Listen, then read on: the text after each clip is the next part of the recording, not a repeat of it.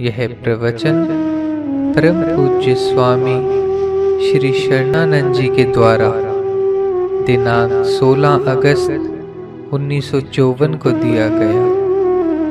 विषय अनावश्यक इच्छाओं की निवृत्ति। मेरे निज स्वरूप उपस्थित महानुभाव, कल आपकी सेवा में निवेदन किया था कि साधन युक्त जीवन बनाने के लिए अथवा यो कहो कि मानवता प्राप्त करने के लिए बल का सदुपयोग तथा विवेक का आदर अनिवार्य है। ऐसा कोई साधन हो ही नहीं सकता जिसका जन्म विवेक के आदर तथा बल के सदुपयोग से न हो।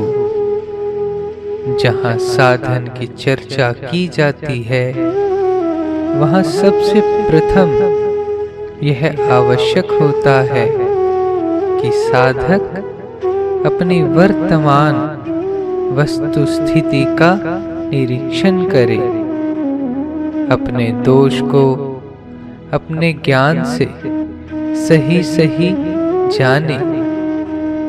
अपने दोष का निरीक्षण करने पर हमें अपनी स्वाभाविक आवश्यकता तथा अस्वाभाविक इच्छाओं की जानकारी हो जाती है। स्वाभाविक आवश्यकता उसे कहते हैं जिसकी पूर्ति अनिवार्य हो, और अस्वाभाविक इच्छाएं उन्हें कहते हैं जिनका मिटाना आवश्यक हो। जो किसी प्रकार से मिटाई नहीं जा सकती, उसी का नाम आवश्यकता है। इच्छाएं अनेक हो सकती हैं, किंतु आवश्यकता एक ही होती है। जब साधक निज विवेक के प्रकाश में अपनी वस्तु स्थिति का अध्ययन कर लेता है, तब उसे अपनी आवश्यकता का बोध हो जाता है। आवश्यकता की जागृति इच्छाओं को मिटाने में समर्थ होती है। आज हमें जो इच्छाएं तंग कर रही हैं, इसका एकमात्र कारण यही है कि हम अपनी स्वाभाविक आवश्यकता को भूल जाते हैं। स्वाभाविक आवश्यकता का प्रमाद इच्छाओं को सबल बनाता है। अब स्वाभाविक आवश्यकता क्या है? किसी से पूछा जाए कि तुम जीवन चाहते हो या मृत्यु, यह कोई न कहेगा कि हम जीवन नहीं चाहते। जीवन की मांग सभी को है, मृत्यु की मांग किसी को भी नहीं है। किसी से पूछा जाए कि भाई तुम किसी प्रकार का अभाव चाहते हो या पूर्णता, सभी कहेंगे हमें पूर्णता चाहिए। किसी से कहा जाए कि तुम संदेह चाहते हो अथवा निसंदेहता, सभी कहेंगे कि हमें तो निसंदेहता चाहिए।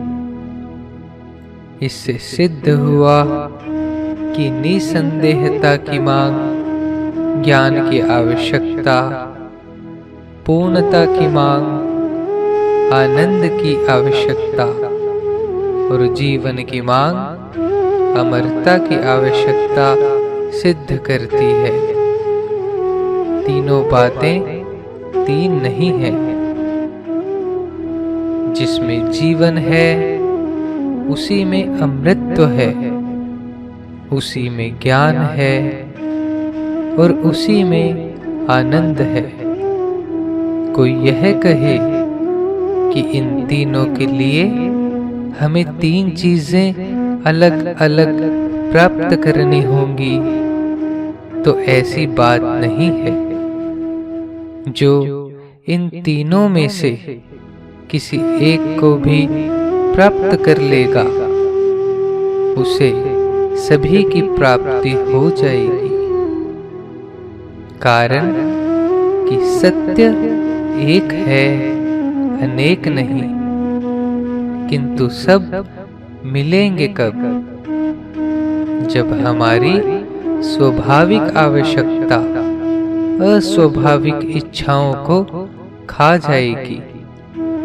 इससे पूर्व न मिल सकेंगे। अब विचार यह करना है कि हम इच्छाओं की पूर्ति में स्वाधीन हैं अथवा निवृत्ति की निवृत्ति में।